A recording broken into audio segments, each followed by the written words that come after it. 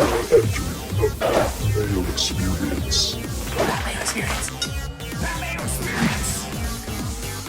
That Mayo Experience.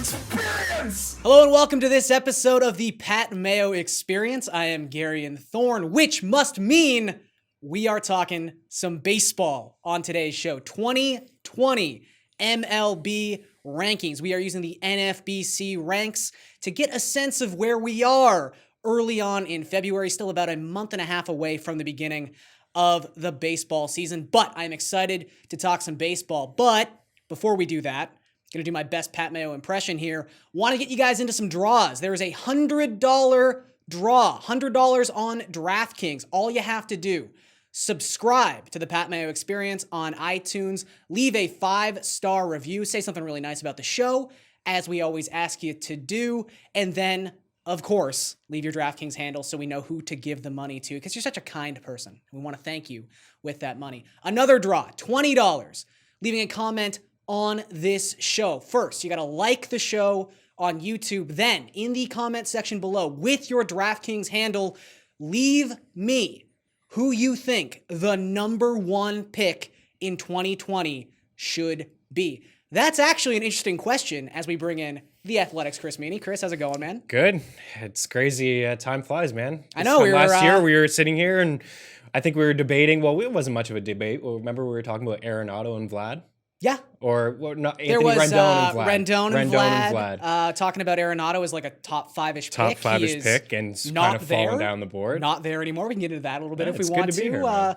But I think one thing we were talking about last year was Mookie Betts. Does he have a case to be the number one pick? Yeah. Because Mike Trout has essentially been sitting as the number one pick in baseball for the better part of a half decade now. Yeah. That is not the case, No. at least on average, by NFBC. So I'm going to read off the top 10 here. Okay. Gets exciting right off the top. Ronald Yes. Acuna Jr., the number one pick by ADP, followed by Mike Trout, very closely followed Yes. by Kristen Yelich. Bit of a gap as we go from 3 to 4. Mookie Betts comes in with an ADP of 5.1, which means he's not necessarily the consensus number 4 pick. We start to get into a little bit of uncharted territory there, although maybe that changes now that Mookie Betts, not technically officially, but is definitely going to be a member of the Dodgers. His new teammate, Cody Bellinger, sits right behind him at 5. Garrett Cole, the first pitcher off the board, at number 6. Francisco Lindor at number 7. Jacob DeGrom at number 8. Trey Turner at number 9. Alex Bregman, who no one has thought about in the past 6 months. No. Quietly living his life in Houston. Yeah. Comes in at number 10. So we didn't make, we're always very open about our rooting allegiances on this show. You are an Angels fan. I'm a Jays fan. Yes. We are recording this roughly a half kilometer away from Rogers Center. I feel right at home. I got to ask you. Yeah. So Mike Trout, last season, career high, Yes. 353 ISO. Since the beginning of 2017, has a 184 WRC plus. JD Martinez is second at 158. That's how much better Mike Trout has been than every other qualified player in baseball the last 3 years. Yeah. Those aren't even necessarily his best 3 years. This guy has been a champ. He's already a set-in-stone Hall of Famer. Yeah. He is what he is. He's the most consistent player in baseball. I guess you could say there's been some injury concerns. I guess. There have been. Yeah, I mean, Where do you sit on this? Are you drinking the Acuna Kool-Aid? I am drinking the Acuna Kool-Aid because I think he's phenomenal, and there's actually probably room to grow for the kid, which is pretty scary. But at the same time, I feel like some pitchers will adjust. I mean, he struck out the second most out of anyone in baseball. I know he has top 5 in plate appearances, so that's a positive. You can take away a little bit of that. But you're talking about, WRC plus, and all the guys that were right around that 40 home run range. It's weird to see a WRC plus from Acuna at 126 compared to, you talked about Trout and Yelich is right there as well. It's not just those last 3 years in WRC plus. You get into xwOBA, which is a stat I know that you like, 440. That's number 1 since 2017. Judge is next at 417. Yep. There's a huge gap between there. I just feel like he's the safest player still in baseball. You just said, coming off a career season where he had a 353 ISO, also 45 home runs was a career high for him, 645 slugging, line drive rate, career high, fly ball rate, career high. I think he is just entered those prime years at age 28. I really feel like Such a crazy which is sentence to crazy say. because I think he's about to get to his best version of himself. Yeah, I'm an Angels fan, but I watch 99% of the Oh, game, no. so I see it. So I'm not see saying it you're crazy. firsthand. I'm saying that's a crazy concept. No. I'm with you. Yeah, I mean, 2 years ago he got hurt, and we really didn't see the peak. And there has been a couple injuries. I think on average he's played. I think he's missed about 25. He's still mainly gotten to 600 plate appearances, which not the be all end all, because like you said, Right. Acuna was up over 700. Yeah. I believe led the National League in plate and he appearances. probably will again. Well, There's let's be serious realistic. value in that. There is. Like you mentioned, he's Yeah. a guy who struck out 30.4% of the time in the second half of the season. Yeah. There was a stretch in late August. Everyone kind of forgets it because it was sort of bookended by this stretch of he's going to lead off the game with a home run every single day. Yeah. You know, he went like, I don't know the exact number, but it was like 7 for 50 with about Yeah. like 24, 25. Like there was a rough run. Mhm. I think he has the kind of swing where he can definitely find himself in some prolonged slumps just because the contact rate is so low. You don't get that worry with Trout. You know exactly what Trout is going to give you. Yeah.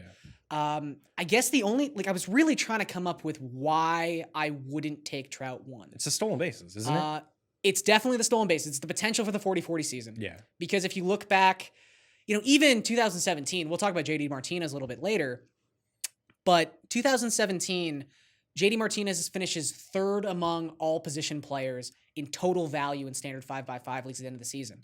He is the only guy in the top 8 of those positional players who did it without getting 20 steals. Right. Stolen bases, as we've talked about year after year after year, they're like the elixir of life in fantasy baseball. You almost need to get steals in the first round, or if you don't get steals in the first round, you need to have a set in stone path or be willing to pay a little bit sooner on some of those guys who always have the like mid 100s ADPs who you're like, oh, Malik Smith, he might get me 30 steals. Like you're probably gonna have to pay a premium for someone like that. So I guess I can kind of see where maybe the Steelers are going the opposite direction. Maybe Los Angeles becomes, you know, for all the benefits of having a, you know, quote unquote super team, which I don't know if they quite have the best lineup in baseball. No, they don't. They might not even have a top 5 lineup in baseball, Yeah. but you know, But you it add, is improved. You add Jock, you add Anthony Yeah. Rendon.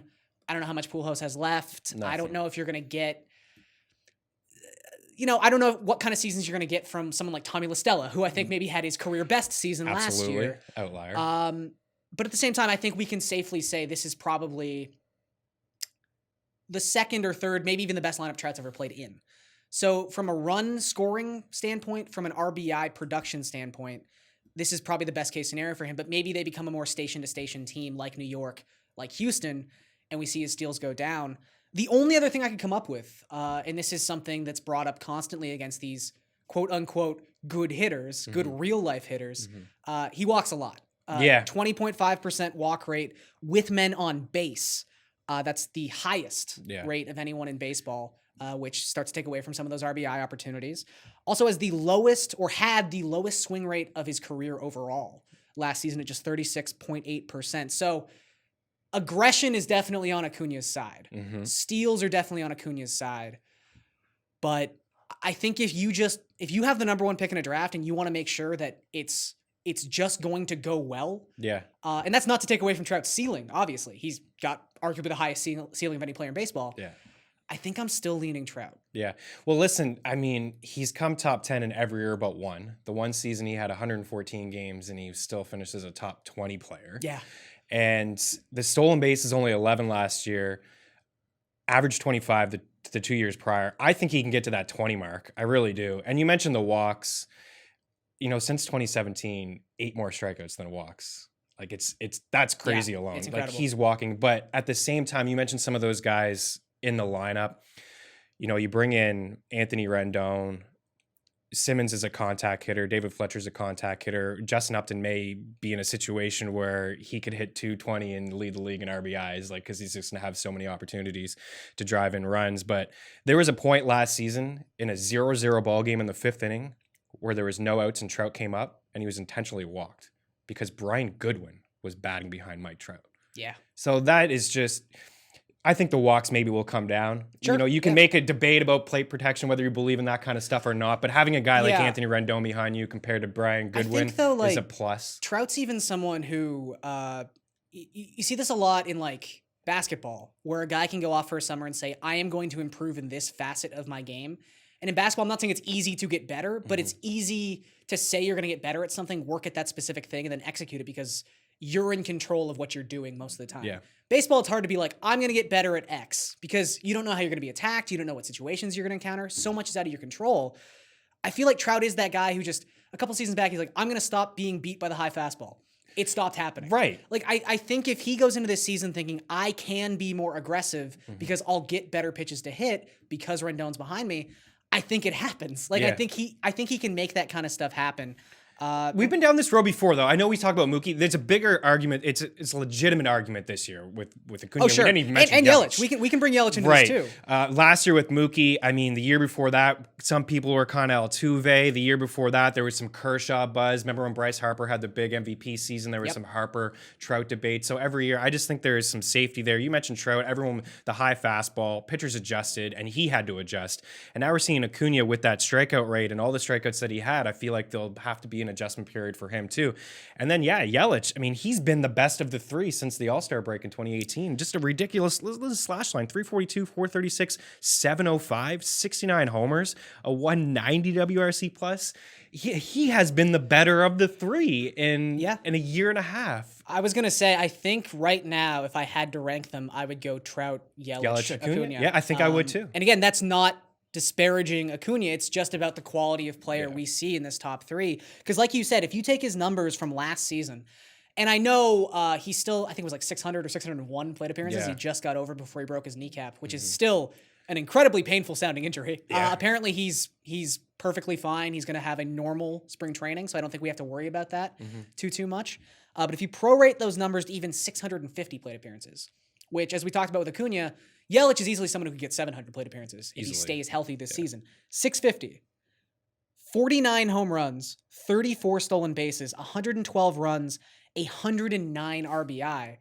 So maybe not the 40-40 potential, but 50-30 is not bad. Yeah, 50-30 is not bad. There's nothing negative really to say about Yelich. You talked about the knee. I mean, that's splitting hairs. You wonder. No, he split his kneecap. Yeah, sure. Is he going to run as much? I mean, he'll probably be fine. The I back think so, creeped up at one point throughout the season. I mean, are we looking into it too much? He just got to Probably, stay away from Ryan potentially. Braun. Don't let Ryan Braun get his weird injury juice all over you. Yeah, Ryan Braun, get Just away steer from clear. me. Don't hit next to me in the lineup and just stay away from me. I mean, that's the only negative thing that I can say about Yelich. He backed up absolutely everything. The high ground ball rate that anybody talked about, the home runs. We going begged to him. We begged him to Milwaukee. change that, and he did. Yeah. It was amazing. So everything has just been. It's been a large enough sample size where I completely buy into what he's shown us over the past 2 seasons. I mean, that was always the thing. And I got egg on my face last year because I sat in this very seat and said that I would not be drafting Christian Yelich at his ADP. I didn't like it. He hadn't made the adjustments. It was all kind of fluky. And look, he still had last season a 32.8% home run to fly ball ratio. Yeah. But that was actually down from where it was in 2018. He goes from he had a 1.20 ground ball to fly ball ratio last season. That was the best mark of his career by far. The prior 2 seasons, it had been at 2.20. So almost a completely different hitter from a batted ball profile perspective, and the kind of profile you would want at what has always been one of the best offensive parks in all of baseball, Miller Park. And even if you want to hold that against him, even if you want to say, because I know towards, I don't know how much we're going to talk about the Astros stuff and how much that impacts people, but there were some rumors around that time when the Astros stuff came out that maybe there was something a little weird going on in Milwaukee too.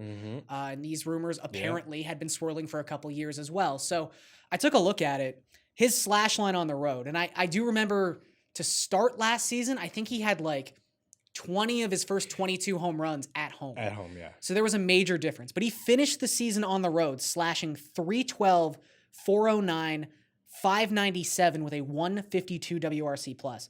The best comparable I could find to that slash line for last season was a full season home and road of JD Martinez, who was 304, 383, 557 with a 139 WRC plus. So just Christian Yelich on the road was a far better hitter than JD Martinez. It's amazing. Anywhere last season. Another kind of cool thing I found out with Yelich, and this is something, we always talk about knowing your league and kind of how you can do some loophole stuff and maybe get your edge depending on how your league is set up. Baseball, not so much like football, really no concrete end date to the fantasy season. Right. Some Yeah. people play it out all 162. Yeah. So this year, you're pretty much going to have leagues that end either on September 13th, September 20th, or September 27th. I usually play in a lot of leagues that take out the last week of the season because Same. it can get a little nutty. So if your league does end on September 20th, the Brewers spend the entirety of the 20th to the 27th on the road. So you're going to miss 2 Yelich road series. You're going to get all 81 home games at Miller Park. 12 of their last 15 games are played at Miller Park. So the entirety of the fantasy playoffs, essentially, you're going to get Christian Yelich at home. That's huge. It actually is. That's pretty nice. It is really nice because there's no question where he plays in Milwaukee is huge. I mean, you just gave some numbers, so that's significant. I think when you really are splitting hairs. Back to that again. I think it's a big thing. You know, rotisserie leagues. I understand. You know, you want that speed because you can't punt that position. Yeah. If you want to win, you can't. You have to at least be middle of the pack. I think in a head-to-head league, stolen bases, in my opinion, come down a little bit. Like Trey Turner, when I see him get drafted 6th, 7th overall in a head-to-head league, I just kind of shake my head. But in points league, it's been Yelich and Trout. Even last year, as good as Acuna was, points league, those guys had more points per game than Acuna, and they finished with more points than Acuna. Yeah, and I think of they're the better overall 3, hitters. like, not that this is necessarily going to happen, but if I said to you, 2 of these guys are going to hit 320 and one of these guys is going to hit 270, and you have to pick which one was going to hit 270, it's Acuna. No question in my mind. Yeah, because absolutely. those 2 guys are just average savants. Yeah. And, you know, for as much as steals were sort of clearly they're not forgotten about anymore. No. Maybe 5 years ago, people were sleeping on steals and the value of steals. It still just seems like batting average is... It's so hard to get later in rounds, and it's so hard to get attached to anything of meaning. Like, you can pick up a Nick Markakis and cross your fingers that he hits 10 home runs this season. Yeah. But to get someone who's going to hit you 320 and be just a 5-category contributor, it's so valuable. It is very valuable. You just don't know because you talked about station to station and some teams like the Yankees, the Astros, maybe the Angels. You wonder what the Braves, because there was a time where Trout was flirting with 40-42, and you just realize he's not going to steal as many bags anymore. He's just going to be a pure hitter. This happens fast sometimes too. Like Carlos Correa steals 20 bases his rookie season, and then 0 immediately year, stops stealing bases. Yeah. Manny Machado steals 20, 25 bases very early on in his career, immediately stops stealing bases. There are players who, I mean, it could be one bad slide, you jam your finger, your manager says like, hey, don't worry about doing that anymore. And that's happened to Trout a couple times. That has happened to Trout. There could be reasons we don't see this from Acuna. So again, I just think from a consistency standpoint, from a batting average 5-cat standpoint, and the strikeout rate you brought up as well, I think he has the most red flags. If we're standing back and looking at a collection of the amount of green flags versus red flags, it's still like 97% green flags. There's a lot of green. But there are a couple more red flags. And if you're starting to keep really in a dynasty league, it's probably a different story. You're probably going Acuna. Yeah. I'm always for the... Although Yelich is like 26, 27? I think he's a year younger than Trout, so he's right into that range of probably entering his prime power years as well, which is nuts to say. But I guess I'm always in the mindset where I want to win now, and I do feel like Trout is. I don't think we're making a case like he's definitely the best player in baseball. That's for sure. We're talking. He could fantasy also here. just end up playing like another 10. But he could. Seasons, yeah, right? he certainly could. Yeah, man, it's a good debate. And I was talking to Derek Van Riper the other day when we were doing the show at The Athletic, and he said he saw Trout fall to 5. That's crazy. I mean, if you get him at 4 or 5, just consider it a win. I mean, try telling someone that last year you're going to do a fantasy draft next season, and After you're going he to get had Mike Trout, arguably his best season, who's fully healthy going into camp. You're going to get this guy at 5th. You bring up just some varying opinions, though, and we do have the NFBC ranks, but we've also got some practical data here. So you have the labor results from this season, some of the best minds in all of fantasy baseball. So how did they go through these first 3 picks? So it was Acuna, Trout, Yelich. Okay, so right by the NFBC. Yeah, exactly. Right by the NF, and then Bellinger and Betts to follow. For as much as we've talked about the track record of Trout and the track record of Yelich, you can't deny the appeal of upside sometime too. Yeah. Acuna is a great unknown. He could come out this season and be the greatest baseball player we've ever seen in our lives. Yeah, it's on the table. He could be. It's not like he came out of nowhere. Really. Exactly. There is a lot of pedigree with someone like Ronald Acuna. Elite prospect and was great from day one. when he played for the Braves. He's amazing. Yeah. To number 4 now. And like, I don't want to disparage Bellinger in any way, because he also can bring some stolen base upside to the table, especially positionally. Absolutely. But he's not really involved here. The name I kind of wanted to talk about, and obviously he's been talked about a lot in the past couple weeks, Mookie Betts. So Betts was someone who we already mentioned, consensus second overall pick last season. Coming off his career year. And that's maybe something that's scaring me off a little bit about Mookie Betts, is if you look at the last 4 seasons as a whole, 2018 is starting to really look like an outlier season, specifically his power. So in 2018 had a 294 ISO. Steamer this season projects him at 236, which is a lot closer to what we saw last year, a lot closer to what we saw in 16 and 17, especially now moving from Fenway Park to Dodger Stadium, allegedly. Gotta find those prospects, get those medicals checked out. Is there any case that you can come to grips with that Mookie Betts belongs, let's not even say as the number 1 pick, but in the discussion amongst those 3 guys? I think so. I may pick him ahead of Bellinger, potentially. Oh, sure. Bellinger fine. Yeah. But those 3 guys, if you're picking 3, and either one of those 2 are off the table, and it's Yelich versus Mookie, or Trout, not Trout versus Mookie, I think I know where you're going, but like Acuna versus Mookie, let's say, because we each have Acuna at 3. Is there any reason to think that Mookie could go over Acuna?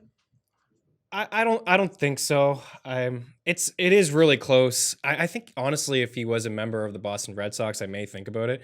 And that's crazy to think too. But I feel like his numbers probably will take a little bit of a dip going to the Dodger Stadium. As much like as you could still hit home runs there. The lineup is going to be great. And just looking at just his home road splits over the past couple of years, and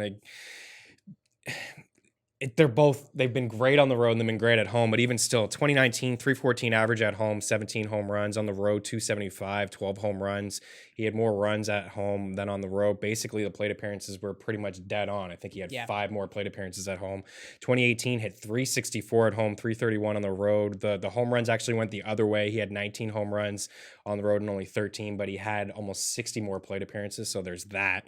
And then 2017, 299 at home and 251 on the road, 16 home runs to 8. So just overall, he's actually had more home runs on the road, but in more plate appearances. The runs are dead even, but the average has been much better at home. So I don't know. Is that looking into it a little bit too much? Maybe not. You're not suggesting he's the 4th overall pick. Right. He's still going to be a 300 hitter. Yeah. He's still going to score 100 runs there. He's still probably going to steal 20 plus bags. There could be a case to be made that he leads the league in runs scored if he bats leadoff for the Dodgers. He probably he would be my bet to probably lead the league in runs. But if he does that and look, the stolen bases went down last season. They did. I think the home runs are more 25 to 30-ish than not 35 to 40-ish. I agree there. So if you're going to get, let's say, best case scenario, 310, 25, 25 with 120 runs and like 90 to 85 RBI, that's a great season. That's the number 4 player in fantasy baseball. Absolutely. But that's not Acuna. That's not Trout. Yeah. That's not Yelich. It doesn't have the power. The same power. He lacks the power. Right. And like you said with the home road splits, it's not like it was just Betts either. I mean, I know Xander Bogaerts has some crazy home road splits as well. Like, he is a different player at Fenway Park than he is anywhere else. I forget just Fenway Park. How about the AL East? It's probably the best division to hit in. I mean, in terms of ballparks, it's definitely one of the best. And even the strengths of certain teams, like, you obviously don't want to play the Yankees because the Yankees are going to score 15 runs a game. Yeah. Got a great bullpen. Yeah. Not the best starters in the world. No. Like, Baltimore 19 times a season? Right. And how many times did the Red Sox just crush the Orioles? I believe, weren't they like 18 and times? 1 against the Orioles last season?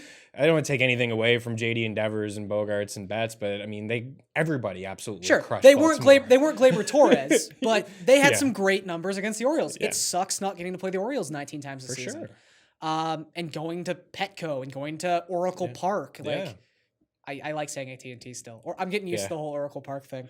I mean, look, though, Betts, fantastic player. I went through among active players who qualify, guys who have a swinging strike rate below 20% and an ISO above 200, which is just such a rare feat. Yeah. It's him, it's Jose Ramirez, it's Mike Trout, it's Alex Bregman. Albert Pujols is also on this list. Mostly front-weighted to the start of his career, but he is Sure. on this list. Gonna make the Hall of Fame, Yep, first ballot. First ballot, no question. We can all go back and remember how great he was a couple years from now. He's a phenomenal player. He's in a phenomenal spot, but yeah, this is different than when someone goes from San Diego to Colorado or San Diego to Boston. He's going from a great situation to an equally great situation. Or Baltimore to San Diego, like Manny Machado. Yeah. I think you just have to ask yourself at that point around the 5 range, do you want to take Cole, DeGrom, or Betts? Yeah, and they're definitely in the mix. Yeah. I mean, that draft you were saying where Mike Trout went 5th, one of the reasons he went 5th is someone jumped up and took Garrett Cole. So let's talk about that. So again, back half of the top 10 NFBC ranks, we've got Garrett Cole at 6, Francisco Lindor at 7, Jacob DeGrom at 8, Trey Turner at 9, Alex Bregman rounds out the top 10. So 2 pitchers, arguably the best pitcher in the American League, best pitcher in the National League, at least as voted on by journalists last season. Yes. Cole versus DeGrom.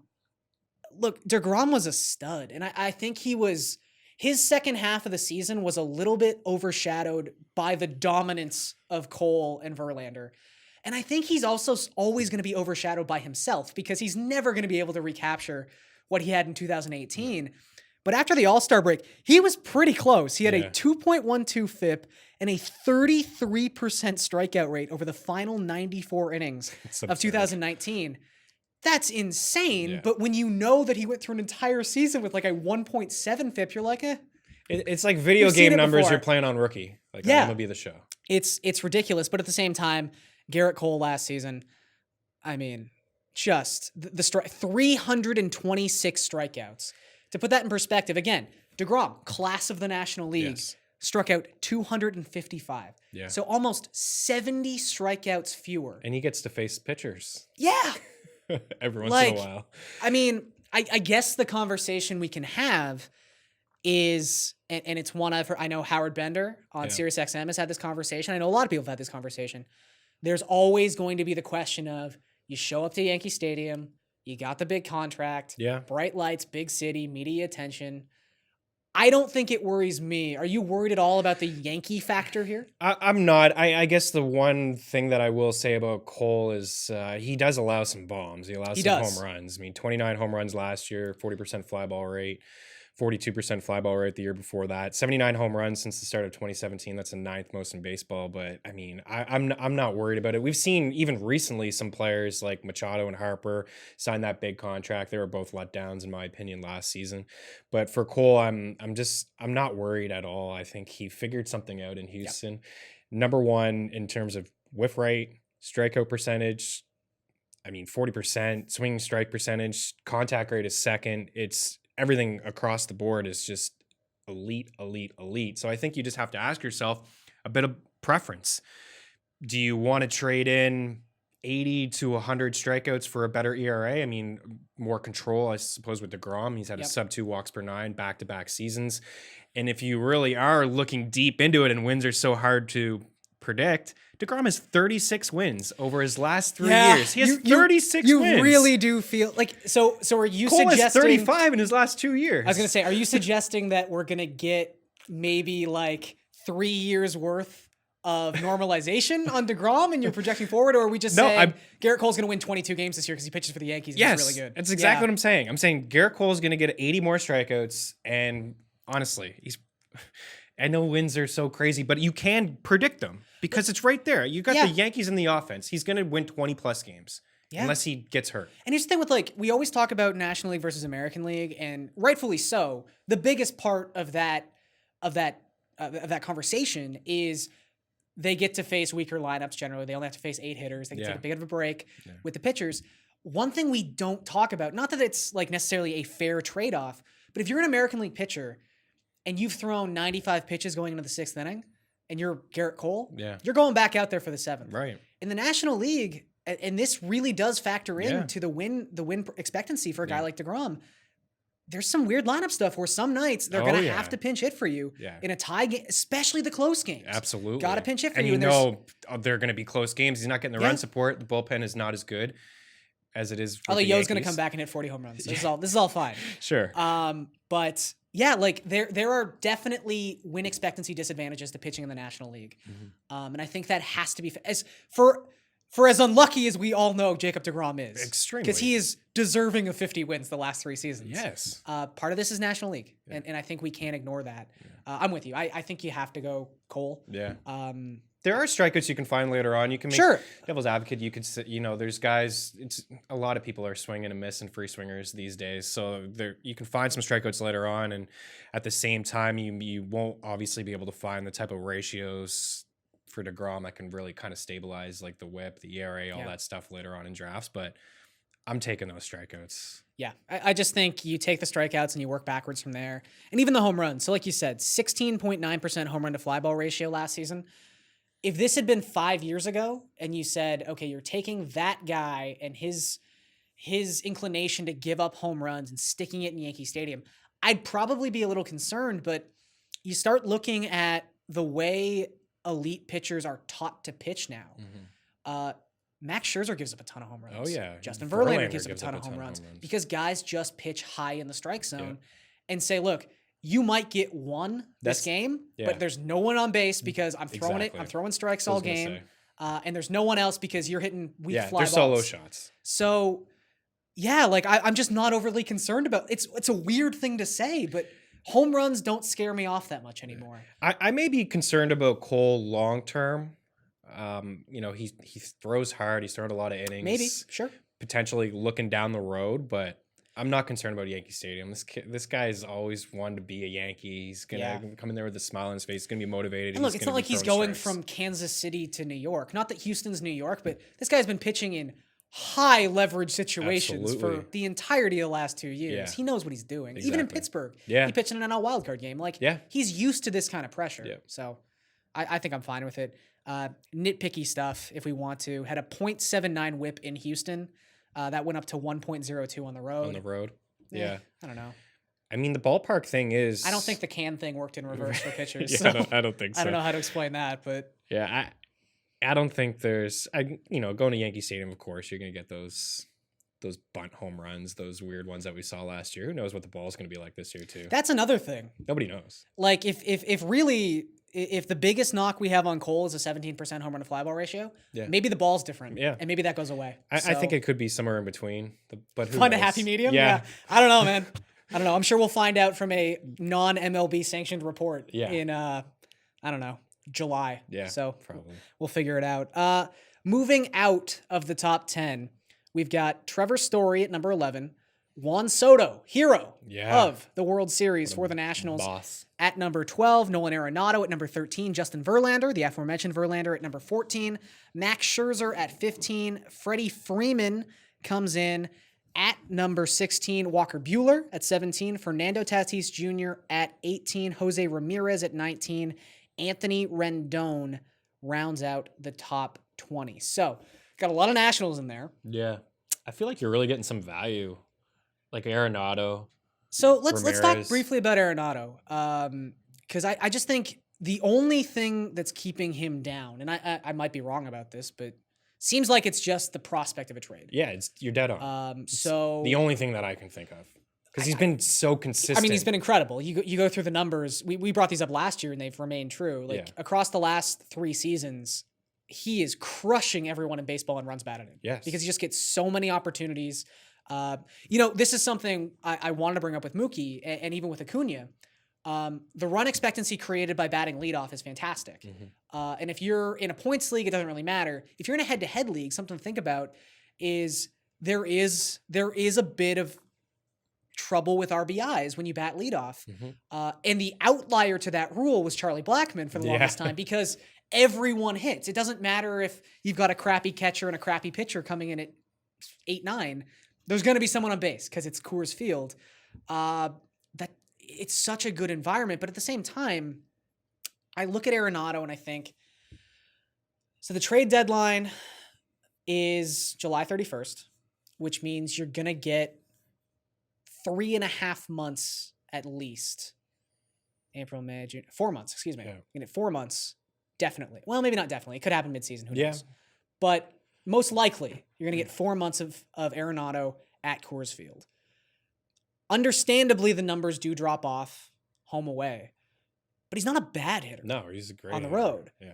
So I guess that might be baked in here at number 13, but when you're looking in a head-to-head league, if I'm looking like Trey Turner versus Nolan Arenado, I'm probably going to go with Arenado. I'm taking Arenado all day. Just in the sense of head-to-head. what if he doesn't get traded? Yeah. How amazing would that value be? It would, yeah. I mean, that's the only thing that I can think of, and I think he probably will get traded. I do There too. seems to be some pretty bad blood between him and the organization. I read a weird thing on Twitter yesterday that somebody had sent this to like a Colorado beat writer that said, my teacher's coworker saw Arenado and his agent yesterday at Busch Stadium.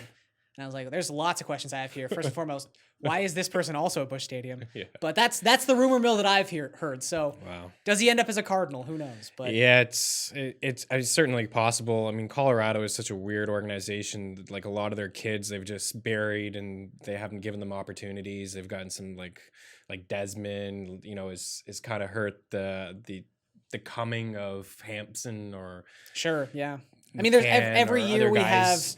new Colorado prospect X. Yeah, that we're all excited that about. we're all so excited and about. they But we never don't get a chance Yeah, they to just shine. we just see little small sample sizes of them, and they never get a chance to play and opportunities. But I feel like he is gone. But at the same time, you just said he's still a great hitter. He's still if you told me he would play 182 games or 162 games with the Cardinals this season, I would still think that he would hit 30 home runs and drive in 100, score 100, and hit, I don't know, at worst 290. I still think he's a 290 hitter away from Coors Field. So he's just a phenomenal hitter. So I think that there's a little bit of value there to be had towards the end. But you're talking head to head. This is the thing with Turner, is that I know he's going to hit more home runs than Turner. I know he's going to drive in more than Turner. And the fact that he's hitting 10 to 15 home runs more is also more runs that he's going to come across and score too. So, and I mean, look, Turner, we don't actually know where he's going to be. no, in this there's some new reports that he Nationals could hit lineup, in the 3 spot, which is fine. Yeah, but it's a maybe a few more different type of opportunities. fantasy value, right? Yeah. Like that you Fewer do start runs. to lose run expectancy there, and who knows, you might even start to lose I some don't stolen base see it though. expectancy Who's there. going to lead off for them? Robles? I don't think he's there yet. I don't think he's a good Yeah, enough hitter. I mean, I think that would be the projection. Yeah. But yeah, I'm kind of with you. I think you just start with Trey Turner, especially knowing what we know now, where it's more about just getting your best hitters the most plate appearances they can possibly get. I would still bat him lead off. Yeah, me too. But yeah, something to think about. I think Turner's fine, but again, he's 290, 30 stolen bases probably. And like 19 home runs. hasn't necessarily been the most healthy guy No, in the he world definitely either, hasn't. the He's past had some couple fluky seasons, injuries, so. but he Yeah, hasn't. weird stuff. He's something has always seemed to pop up for him. So yeah, if you're talking head to head, I don't think there's any question for me. I'm taking the guy who's going to give me more power. Yeah. And the stolen bases are great to have, but I think I think you just downtick them a little bit in a head-to-head format. Sure. I agree with you. I think depending on format, Arenado over Trey Turner for me as well.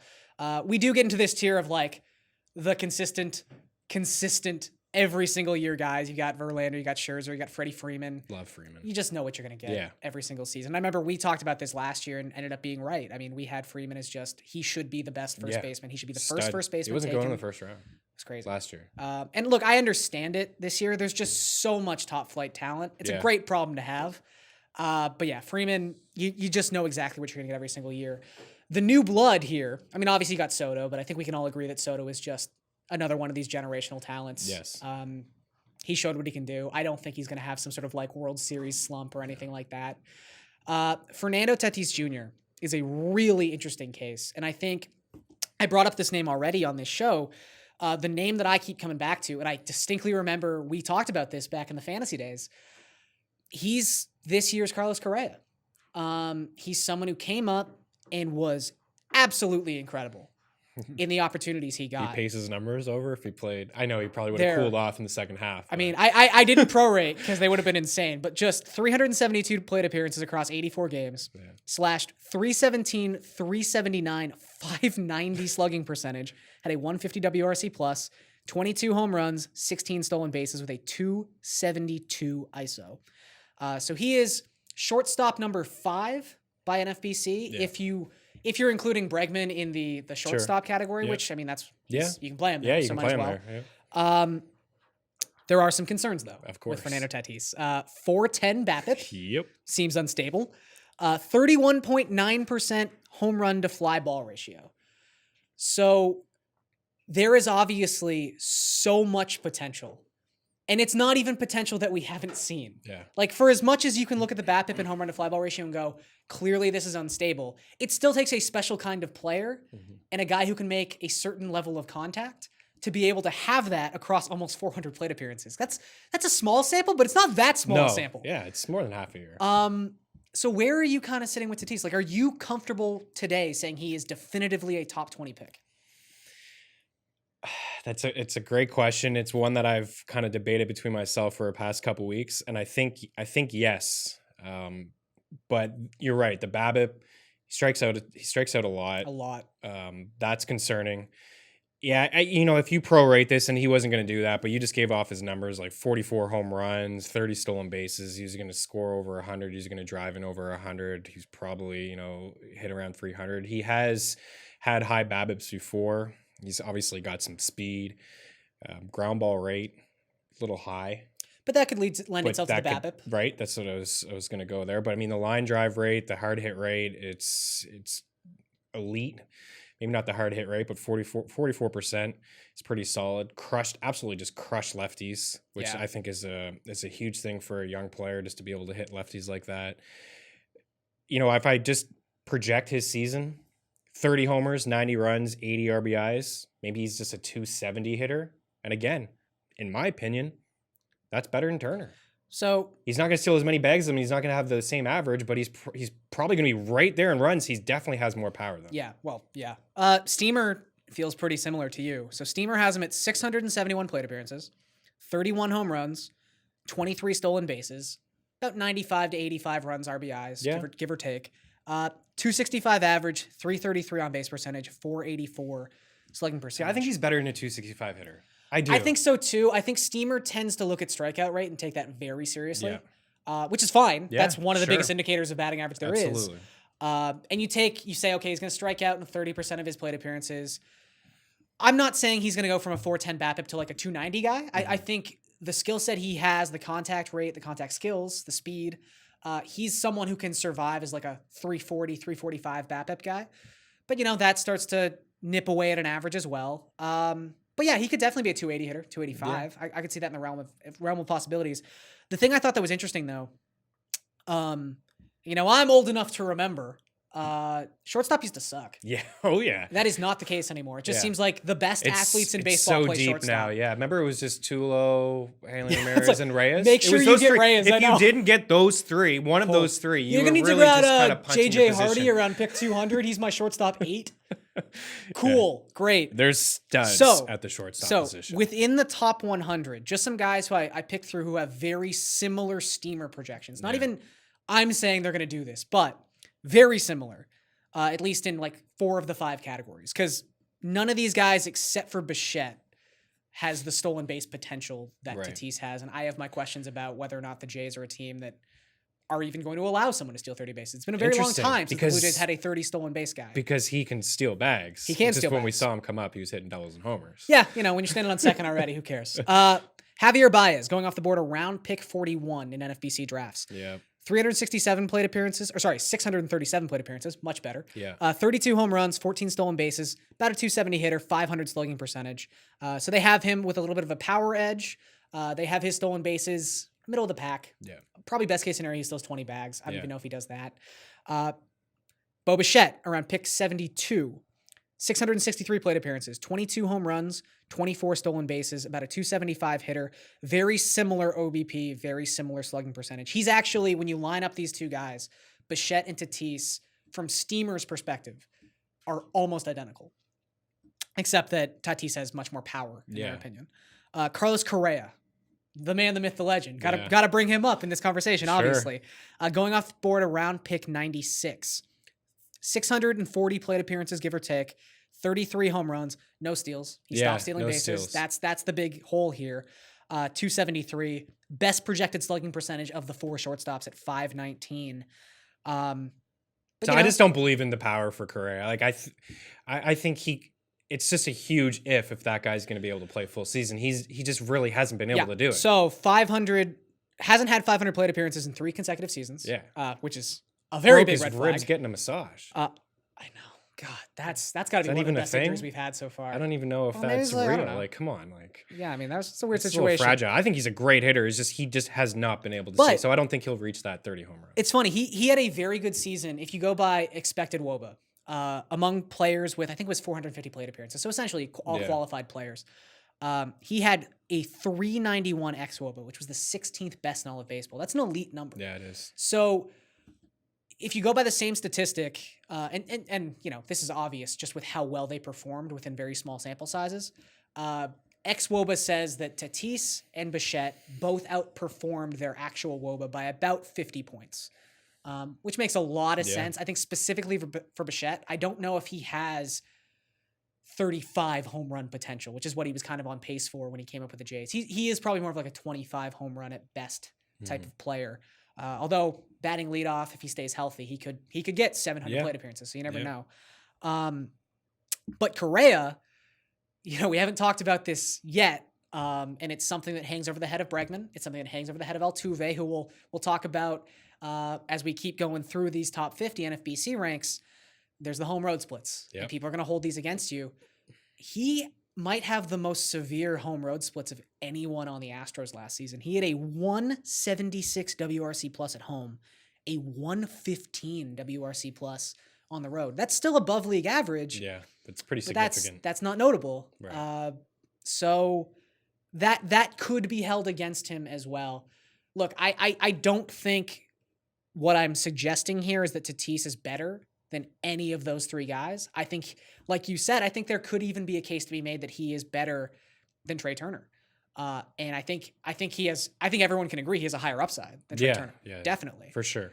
He has the potential to be a top 5 guy in fantasy baseball this season. But I think what I am saying is maybe even depending on who you grab in the first round and how comfortable you are with that person's floor, you might just not have to take Tatis here. Yeah. If you're not comfortable doing it, it's fine because you can get Baez at 40. You can get Bichette at 72. You can get Correa at pick 100 or who knows, maybe even deeper than that if people start. Heck, you can get Semyon, who's not even a bad player too, who'll just. He was an AL MVP candidate last year, which is crazy. He was. Like, obviously he doesn't have that same sort of power, but he's like hitting in a great lineup. He's going to probably, you know, he's been a decent hitter in terms of getting on base, scoring runs. So he'll give you some stolen bases for sure. No, I agree with a lot of your points. And I think it's just, if you feel really strong about Tatis and you feel like he does have that upside to be a top 10 player, you do it. But at the same time, you're right. Like the shortstop position is absolutely, it's just filled with so much talent, so much value across the board that if you're just playing in a league with just one shortstop position, you're not playing with middle infield. You're kind of just strapping yourself because look at the hitters that are going after him, right? I mean, JD Martinez and Rendon, and if you think the bounce back with Harper, I think that Baez in this labor draft was an absolute steal in the 3rd round with 15 teams. Wow.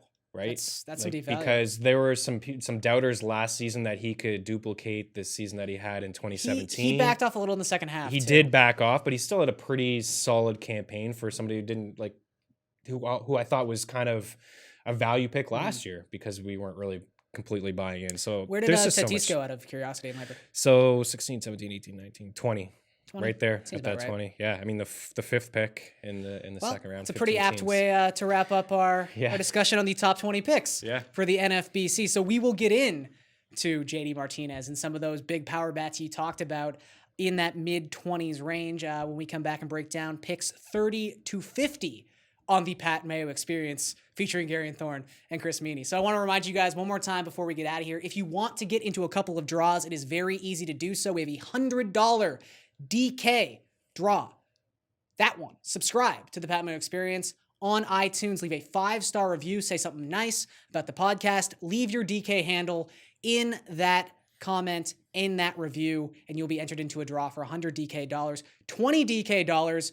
You're already where you need to be. Just give this video a thumbs up, give it a like, and in the comment section below with your DraftKings handle, tell us who you think should be the number 1 pick in the 2020 MLB fantasy drafts. But for Chris Meaney, I am Garion Thorne. Thank you guys so much for joining us today. We'll catch you next time. experience! Experience!